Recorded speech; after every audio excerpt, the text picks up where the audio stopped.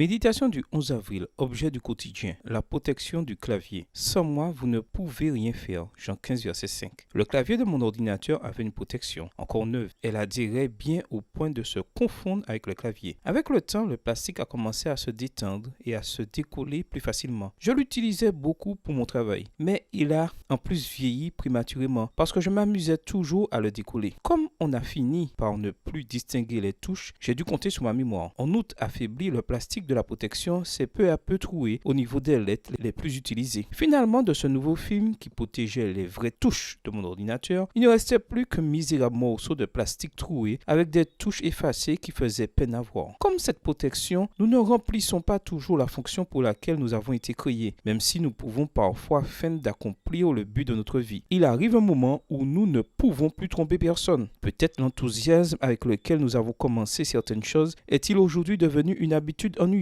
quelque chose que nous faisons de façon automatique et qui, peu à peu, cesse d'attirer l'attention, ou pire, qui commence à attirer l'attention par son manque d'efficacité. Séparés de Dieu, nous ne pouvons rien faire, et si nous ne le laissons pas nous utiliser, il est alors probable que nous devenions rapidement inutiles. Si nous n'adhérons pas à la source de notre identité, comme cette protection devait le faire au clavier qui l'ajustait, nous nous épuiserons, nous nous romprons et la saleté s'incrustera partout. Ne permettons pas que le nom de Dieu soit déshonoré par notre manque de fidélité. Ne laissons pas le péché s'infiltrer dans les interstices que nous quittons pour ne pas avoir fermement tenu sa main, parce que nous jouerons à nous décoller par simple curiosité. Une fois que cette union avec le Christ s'est formée, il faut l'entretenir. Détaché du sceptre, le sarment ne saurait vivre. Vous ne sauriez davantage vivre en étant séparés de moi, dit Jésus. Sans moi, vous ne pouvez vaincre un seul péché, ni résister à une seule tentation. Extrait du livre Jésus-Christ, chapitre 73, page 616, livre écrit par Ellen G. White. Il utilise toutes les lettres, chiffres, symboles, fonctions et combinaisons possibles pour écrire des millions d'histoires différentes. Et parmi elles, il y a la tienne, un sarment de plus